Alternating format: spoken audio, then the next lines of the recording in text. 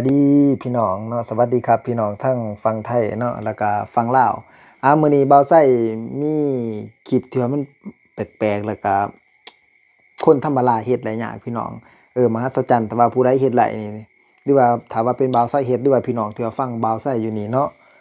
ถ้าว่าเฮ็ดแบบคือเราเฮ็ดนี่นะถ้าว่าเฮ็ดได้มันแขวบ่ยั้งเนาะพี่น้องเนาะยั้งแต่ฟันเนาะพี่น้องเพราะว่าเป็นคนที่ว่ามีความสามารถ เอ่อแตกต่างจากคนปกติคนธรรมดาคือเฮาว่าซะเพราะว่าเขาอยู่น่าสิเป็นคนต่างประเทศทั้งแอฟริกาคนผิวล้ำๆพี่น้องบ่าวไส้สิเอาขึ้นให้พี่น้องเฮาได้เบิ่งเนาะพี่น้องเนาะบ่าวไส้เห็นเพิ่นเอาแขวขูดกงไหมเนาะพี่น้องเนาะคันว่าเป็นแขวเฮาเนาะพี่น้องเนาะออกเบิดออกเบิดนะว่าซะยังเหลือแต่ฟันเนาะพี่น้องยังเหลือแต่เหงือกว่าซะแขวนี่แม่นฟงออกเบิดเนาะพี่น้องบ่าวไส้เห็นเนาะบ่าวไส้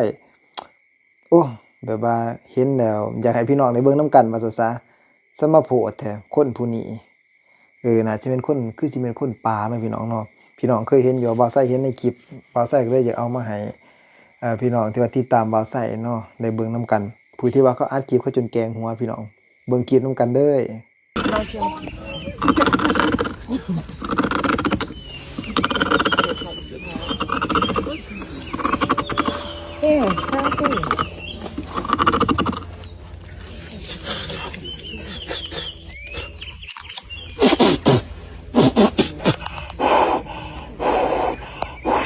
บ่แม่นส่ำหนึ่งเนาะพี่น้องเนาะ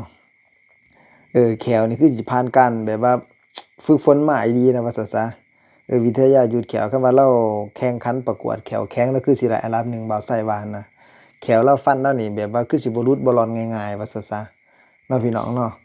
เบิ่งตั้งแต่เราขูดต้นไม้นะพี่น้องโอ้เสียวฟันขนาดบ่าวไส้เห็นน่ะผู้ที่ว่าเขาถ่ายคลิปเนาะเขาจนแกงหัวเขาจนแกงหัวพี่น้องเอ้ยเอามาเบิ่งอีกเทื่อหนึงเนาะพี่น้องเนาะ เบิ่งได้ก็เทิงเป็นตาหัวเทิงตลกตลกพร้อมเนาะเบิ่งอีกพี่น้อง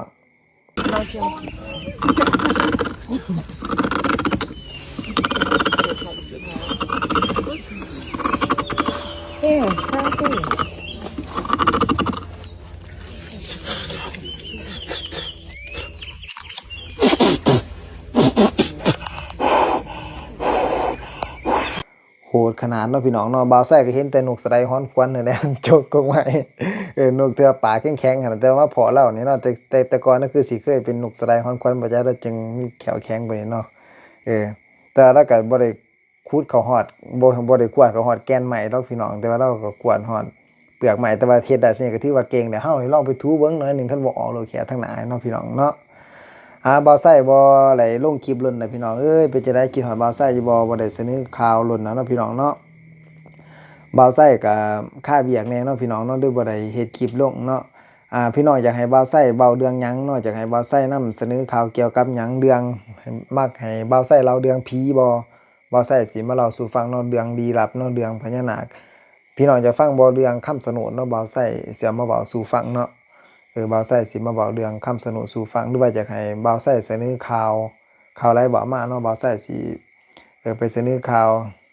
แต่ว่าเรื่องที่ว่าลี้ลับที่ว่าบ่าวไส้เห็นเนาะพี่น้องเนาะก็หลายแต่บ่าวไส้ยังบ่ทันมีเวลาเลยอัดคลิปให้พี่น้องเขาได้เบิ่งแต่บ่าวไส้ก็สิมานำเสนอเนาะพี่น้องเนาะนำเสนอข่าวหรือว่าลงคลิปให้พี่น้องเขาได้เบิ่งเรื่อยๆเด้อพี่น้องเด้อฝากกดติดตามบ่าวไส้แหน่เนาะเข้ามาเบิ่งคลิปบ่าวไส้มีคลิปแปลกๆใหม่ๆแบบนี้บ่าวไส้ก็สิเอามาให้พี่น้อง FC เฮาได้เบิ่งนำกันเนาะขอบใจพี่น้องหลายๆที่ว่าเข้ามารับชมคลิปบ่าวไส้สวัสดีครับ